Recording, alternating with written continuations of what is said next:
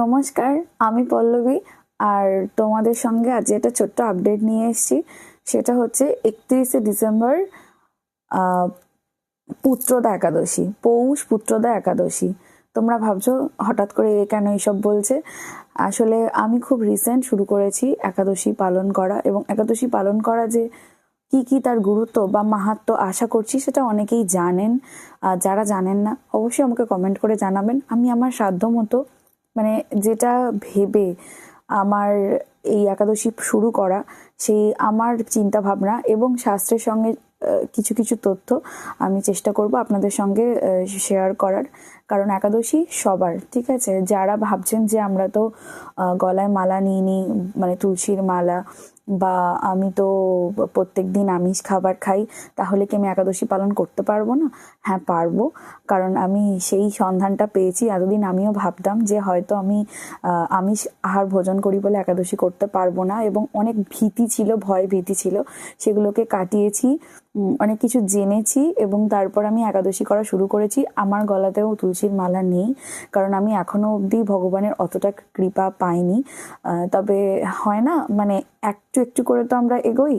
হয়তো ভগবান আমাকে সেই হাতটুকু বাড়িয়েছেন, ভগবানের দিক থেকে একটা কৃপা করেছেন যে তুমি এসো, এই পথে এসো, এই পথ দিয়ে এলে হয়তো তুমি আমার কৃপা পাবে, এরম একটা ব্যাপার। যদিও আমি ভীষণভাবে শিব ভক্ত, তবে একাদশীতে কোনো রকম তাতে বাধা নেই। একাদশী সবাই করতে পারে এবং সবার করা উচিত। অনেকের বক্তব্য যে সধবার একাদশী নাকি করে না। যদি এরকম মনের মধ্যে কোনো চিন্তাভাবনা থাকে, তাহলে বলবো আপনি নিজেও একাদশী করুন, আপনার হাজব্যান্ডকেও একাদশী করান, কিন্তু একাদশী করুন, একাদশী করুন, মানে এর কোনো বিকল্প নেই। আপনি একা করুন, আপনার স্বামীকে নিয়ে করুন, আপনি মানে করুন। একটাই বক্তব্য, আপনি করুন।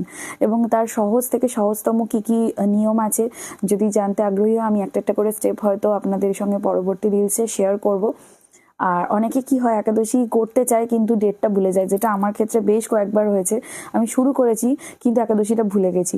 তো আমি তোমাদের সঙ্গে চেষ্টা করব একাদশীর দিনটা শেয়ার করার, যাতে তোমাদেরও মনে থাকে, মানে তোমাদেরকে মনে করিয়ে দিতে পারি এবং আমি নিজেও মনে রাখতে পারি। যেহেতু আমি পুরোপুরি দীক্ষিত নই বা কোনো কনস্টিটিউশনের সঙ্গে আমি যুক্ত নই, সেক্ষেত্রে ভুলে যাওয়াটা খুব স্বাভাবিক। আমিও সবে প্রথম সিঁড়িতে একটা পা দিয়েছি।